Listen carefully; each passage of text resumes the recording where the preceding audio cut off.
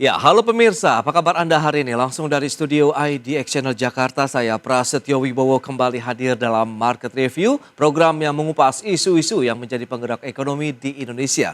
Live streaming kami bisa Anda saksikan juga di idxchannel.com dan langsung saja kita mulai Market Review selengkapnya.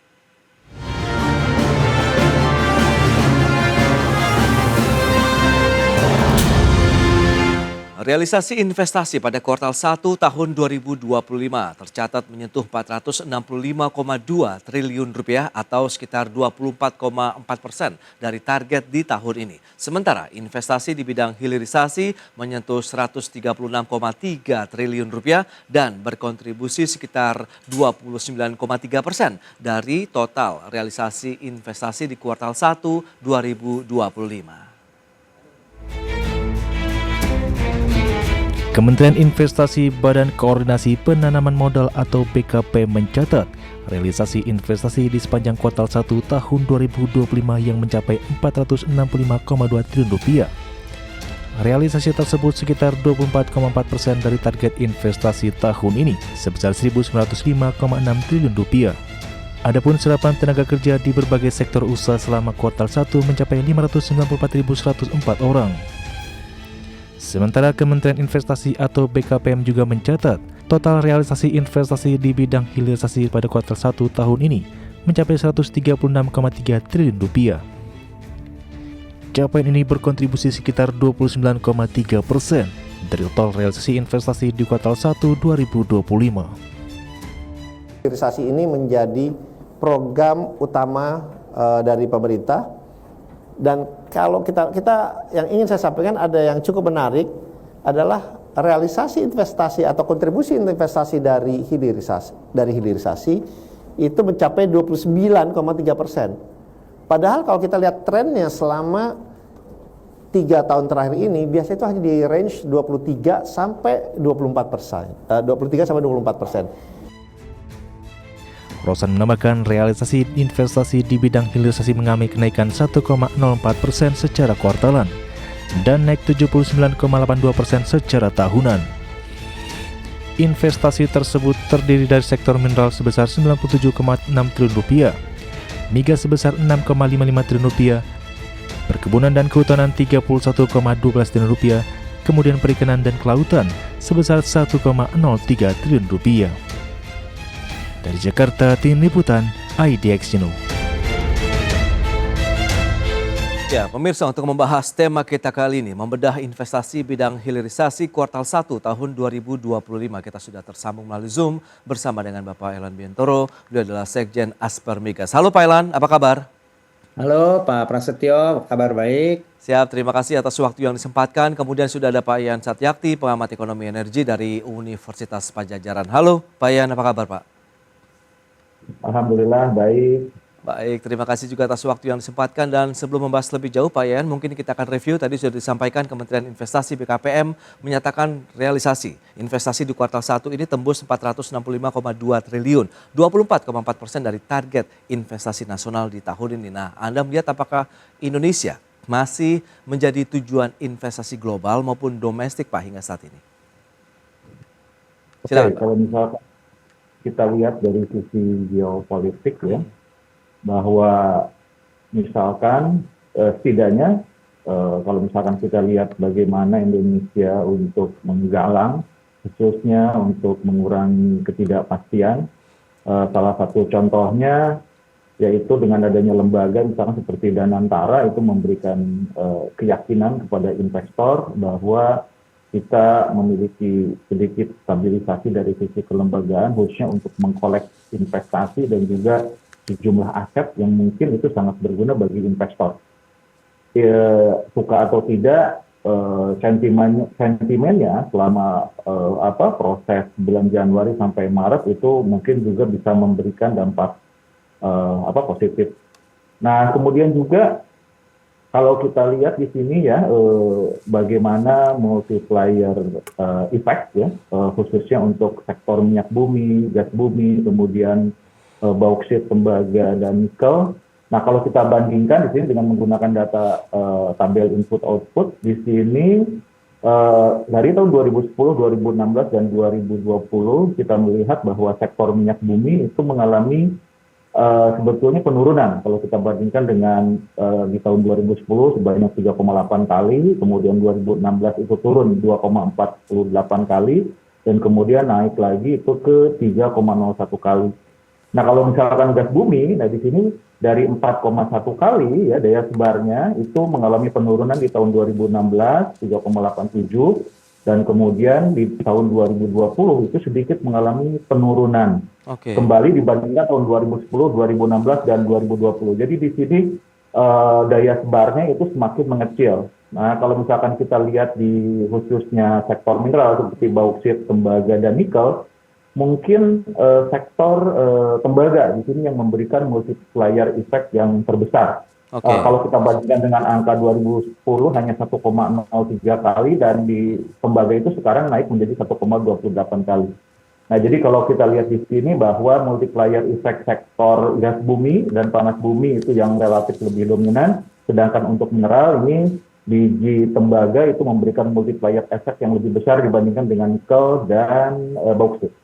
Baik, itu dia analisis yang menarik terkait dengan hilirisasi di sektor pertambangan begitu yang memberikan kontribusi terhadap dunia investasi di Indonesia. Nah, Pak Elan, Anda melihat bagaimana Asper Migas begitu menyikapi kinerja kuartal 1 dari sisi investasi di sektor hilirisasi kita, Pak?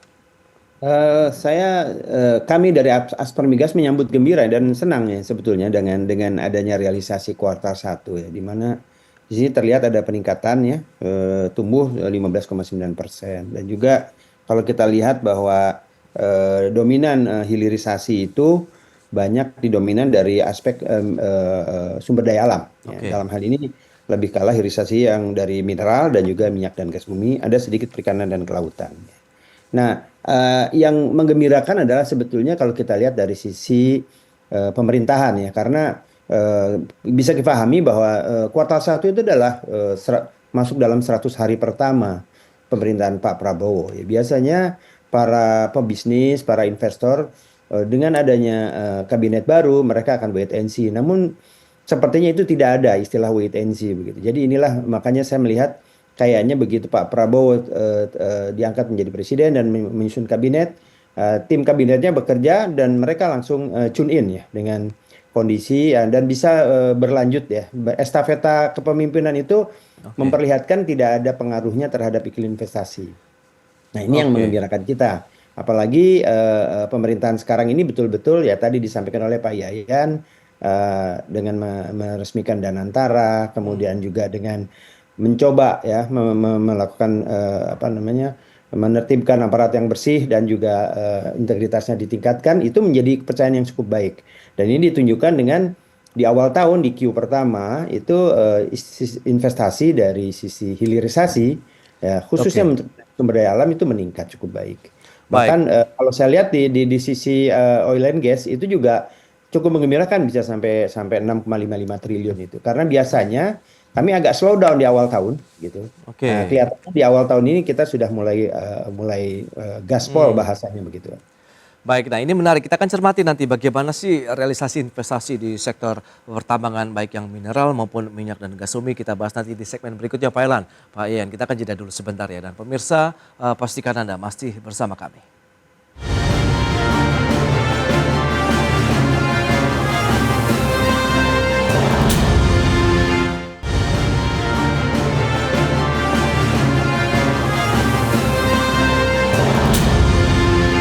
Ya, terima kasih Anda masih bergabung bersama kami dalam Market Review, dan pemirsa berikut ini kami sampaikan data untuk Anda bagaimana sih realisasi investasi di Indonesia begitu ya pada kuartal 1 tahun 2025.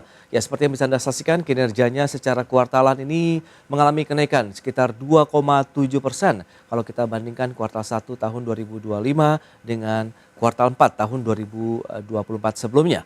Kemudian kalau kita lihat pergerakan secara year on year atau kinerja tahunan, ini justru kenaikannya 15,9% untuk realisasi investasi kita. Berikutnya bagaimana dengan realisasi investasi di sektor mineral? Ini dia, ada nikel, tembaga, boksit, besi dan baja, timah dan lainnya. Sehingga totalnya sudah mencapai 97,6 triliun rupiah. Dan berikutnya kita cermati untuk investasi di migas di kuartal 1 2025 ini Minyak bumi 3,13 triliun, gasnya 3,42 triliun sehingga totalnya sekitar 6,55 triliun rupiah. Baik, kita lanjutkan kembali perbincangan bersama dengan Bapak Ian Satyakti dan juga Pak Elan Biantoro. Baik, nah kalau kita cermati dengan beberapa data tadi yang sudah disampaikan nih, Pak Yayan, lantas bagaimana Anda melihat realisasi investasi di sektor pertambangan kita begitu? Menurut Anda ini memang sudah on the track begitu sesuai dengan konsensus mungkin dari pengamat energi juga begitu di dalam negeri, atau Anda melihat sebenarnya potensinya masih bisa kita kejar lebih jauh lagi begitu? Kalau Pak Elan katakan kan kuartal 1, 2, 3 itu yang baru gaspol. Apakah dari kuartal 1 kita sudah cukup oke nih untuk kita menapaki kuartal berikutnya, Pak? Silakan. Oke, saya kira ini good news ya, khususnya bagi kondisi investasi sekarang. Tapi kalau misalkan kita apakah itu cukup atau tidak, saya kira itu relatif ya, apalagi dengan target yang diinginkan oleh Pak Prabowo itu sampai 8%, atau misalkan kita sekarang katakan ingin stabil di 5,1 atau 5,2% saja, sementara kemarin kalau kita mencermati dari laporan IMF bahwa IMF itu merubah asumsi pertumbuhan ekonomi Indonesia itu sampai ke 4,7%. Oke. Ini disebabkan adanya global economic slowdown. Nah, ini mungkin yang harus dicatat juga bahwa ketika investasi itu masuk dan dicatat ke pertumbuhan ekonomi ataupun menjadi komponen produk domestik bruto, ini sangat dipengaruhi oleh iklim investasi. Nah, ini kita menyebutnya incremental capital output ratio. Oke. Nah, ketika investasi itu ada dan kemudian itu dijadikan misalkan konkret di lapangan untuk dijadikan proses produksi, nah ini yang memang menjadi tantangan khususnya bagi pemerintah. Karena kalau kita lihat berdasarkan data BPS, incremental capital output ratio di Indonesia itu sekitar 6,3% kalau tidak salah. Dan ini relatif tinggi dibandingkan dengan negara-negara ASEAN lainnya, misalnya seperti Malaysia, Filipina, atau Vietnam hanya di kisaran sekitar 3-4%. Oke. Jadi kalau misalkan sekarang investasi itu ingin kemudian dikonversi menjadi pertumbuhan ekonomi, maka incremental capital output ratio-nya itu harus lebih kecil. Nah, untuk mengecilkan incremental capital output ratio itu berarti apa? Perbaikan investasi melalui deregulasi, kemudian juga memperbaiki dari sisi kebijakan fiskal, kemudian izin-izin dan lain-lain. Ini yang menjadi catatan khusus. Jadi jangan sampai ketika misalkan investasi bagus, kemudian ketika direalisasikan dan menjadi aktivitas produksi itu justru menjadi lambat. Baik. Nah, Pak Elan, kalau kita cermati dari kacamata Supermega sendiri, bagaimana realisasi investasi sesuai harapankah? Tadi Anda katakan ya berarti dari kuartal 1 ini kita sudah mulai kencang begitu sehingga akan lebih mudah begitu sampai dengan akhir tahun, atau Anda melihat tantangan yang lebih luas lagi mengingat kondisi geopolitik, geoekonomi global juga kan masih belum mereda begitu? Ya, kalau kami dari Aspermigas selalu melihat secara holistik ya, mulai dari upstream sampai downstream ya, Oke. jadi dari hulu sampai hilir ya. Karena aspek migas itu tidak terlepas ya, dan kami selalu mengusulkan kepada pemerintah agar pengelolaan migas ya, energi migas itu adalah bundling sistem dari hulu ke hilir itu dikelola, dikoordinasi oleh satu induk ya. Satu induk itu artinya supaya tidak ada sektoral yang akhirnya tidak efisien begitu. Nah, dari sisi migas sendiri kita melihat dari sisi hilir ya, dari sisi hilir cukup agresif dengan pembangunan investasi infrastruktur khususnya. Oke. Nah, kita tahu bahwa pipa Cirebon Semarang itu baru tahap 1 yang selesai di tahun 2023 sampai Batang, dan dengan nilai investasi 1,13 triliun dari total 4,47 triliun ya. Dan itu sekarang kalau kita pergi dari Jakarta pergi ke arah Semarang, di sepanjang jalan tol itu sudah terbentang pipa-pipa yang sedang dikerjakan. Nah, itulah realisasi dari investasinya. Jadi bahwa pipa itu berlanjut sampai ke Cirebon. Dan ini menjadi kunci untuk distribusi energi gas yang mulai dari Jawa Timur sampai Jawa Barat bisa nyambung. Itulah salah satu perbincangan selama ini. Ini membuat kita optimis bahwa kita akan menjadi defisit gas kita akan jadi banyak terbantu. Ditambah lagi ada mulai pengembangan, kita tahu bahwa kita sangat defisit dengan LPG ya. Kita tahu kemarin bulan Januari apa Februari kemarin ada sedikit gejolak masalah tabung melon 3 kilo. Dan LPG ini sudah ada alternatif lain, pengganti LPG adalah dengan pembangunan ini apa namanya DME ya, di metal ether di Sumatera Selatan, dan itu pun sudah mulai berjalan investasi itu. Semoga kita secepatnya bisa on stream dan bisa terrealisasi untuk mengganti kebutuhan-kebutuhan LPG yang selama ini sangat defisit. Baik, Pak Nah, Elan. di Nah, kacamata itulah kita optimis bahwa ya. ini akan on the track begitu, Pak Kalau kita Prasetyo. cermati dengan investasi PMA-nya yang 49,5%, kemudian PMDN-nya 50,5%, Anda melihat bagaimana komposisinya dari investor untuk di Indonesia ini saat ini? Komposisi investor memang hampir 50-50 ya, Hmm, 49,5 itu dari ya, asing ya, dan 50,5 itu dari sebetulnya kita juga melihat ada reaksi sedikit ya terkait masalah investasi ini karena kebijakan-kebijakan Presiden Amerika Serikat yang baru kemarin ya. oke. Tapi kontraksi itu tidak terlalu berpengaruh, walaupun biasanya hampir setiap tahun itu umumnya PMA itu sedikit di atas dalam negeri, tapi tahun ini PMA menjadi 49,5 begitu ya. Nah, artinya itu masih berimbang ya. Bahwa kita memang masih membutuhkan pemenahan modal asing, apalagi untuk aspek-aspek yang berbiaya tinggi dan butuh investment yang cukup besar ya. Contohnya adalah hilirisasi di mineral. Itu pasti harus membutuhkan apa namanya investasi dari luar, dan investasi dari luar masih didominasi dari ada dari Singapura, dari Hong Kong dan China. Paling tinggi rasanya dari Singapura kalau dari catatan saya Ya. ini, dan itu nilainya total hampir 97 ya.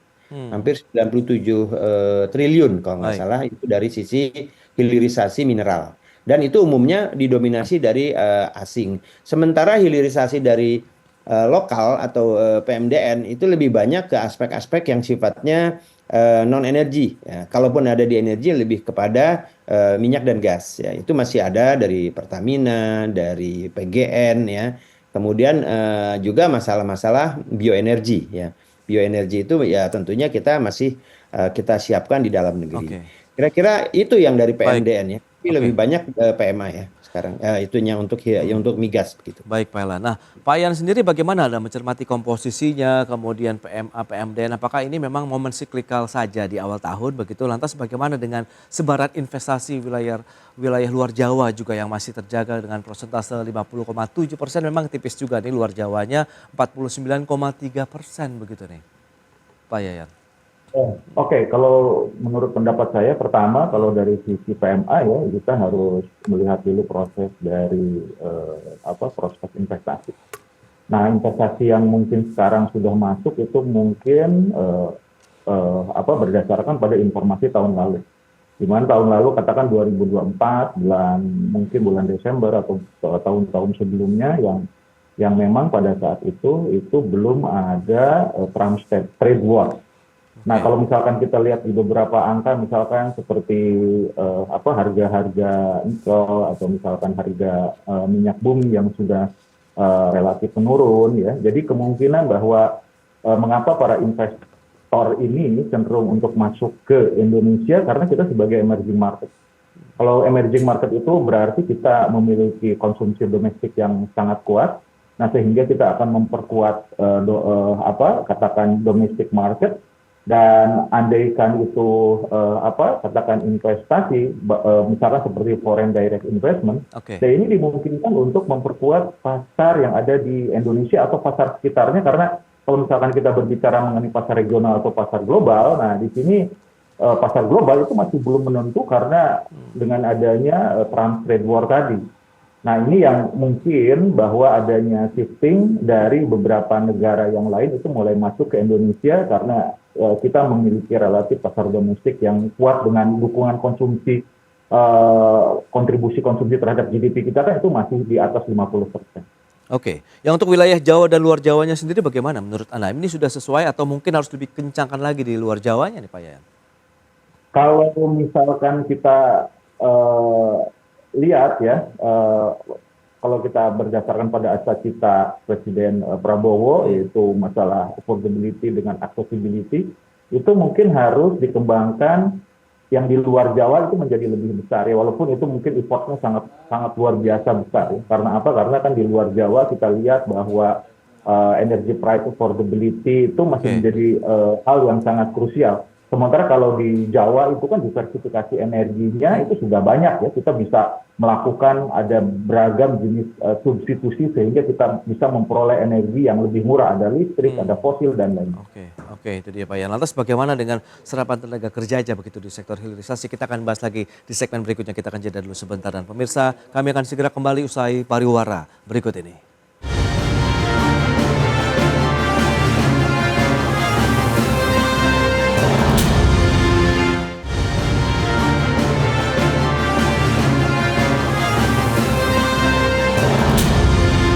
Ya, kita lanjutkan kembali perbincangan bersama dengan Bapak Elan Biantoro, Sekjen Aspermigas, kemudian Pak Ian Satyakti, pengamat ekonomi energi dari Universitas Padjadjaran. Nah, Pak Elan, kalau kita cermati dengan serapan tenaga kerjanya, apakah ini sesuai juga dengan harapan dari pelaku usaha, pemerintah begitu, di mana penciptaan lapangan kerja kan menjadi fokus dari pemerintah saat ini dengan program hilirisasi, bagaimana kebijakan-kebijakan investasi, tata kelola dan juga tata niaga begitu di sektor-sektor usaha di Indonesia semakin diperbaiki begitu. Silakan Pak Elan. Iya, memang kalau dilihat dari data yang kita dapatkan dari Q1 serapan tenaga kerja memang meningkat ya, cukup tinggi. Walaupun kita masih melihat ada beberapa yang melakukan PHK seperti Sritex yang punya mengalami permasalahan di internal.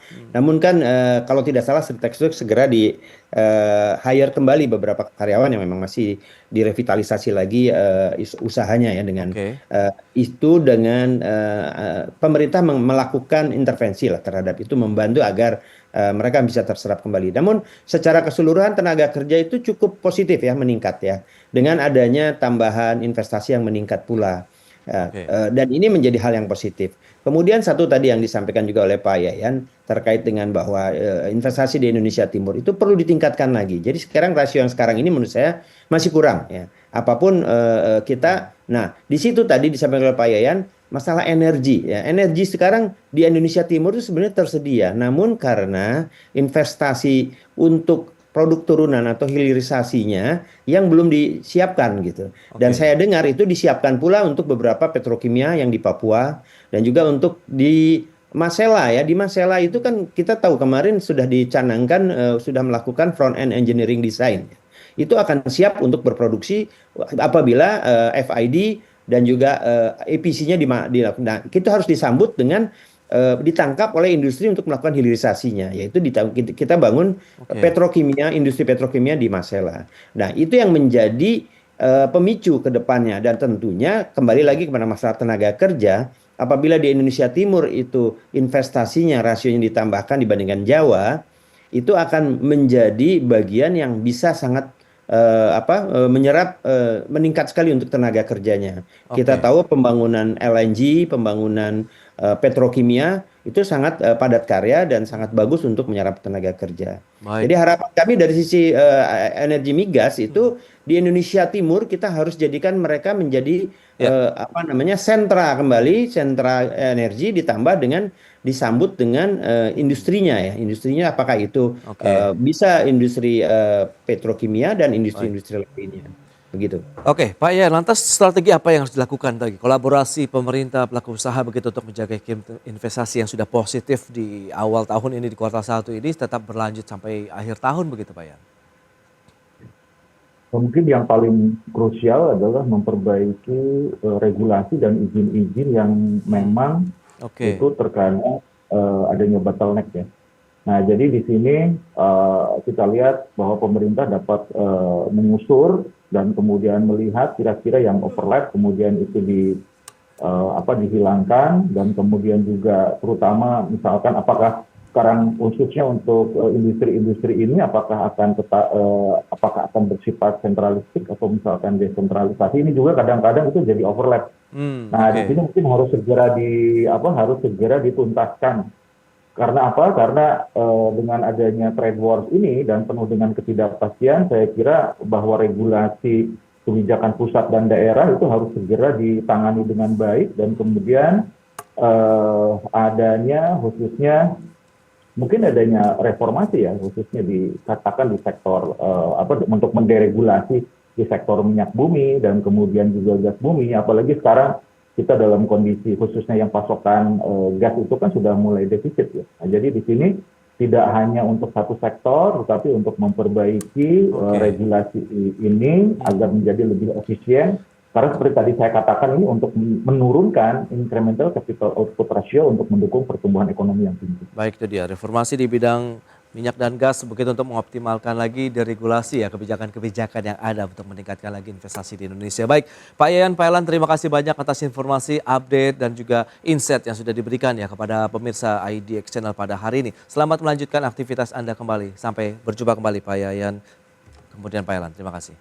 Dan pemirsa, jangan beranjak dari tempat Anda karena sesaat lagi kami masih akan kembali dengan tema menarik lainnya. Optimalisasi penerimaan negara demi Indonesia Emas 2045.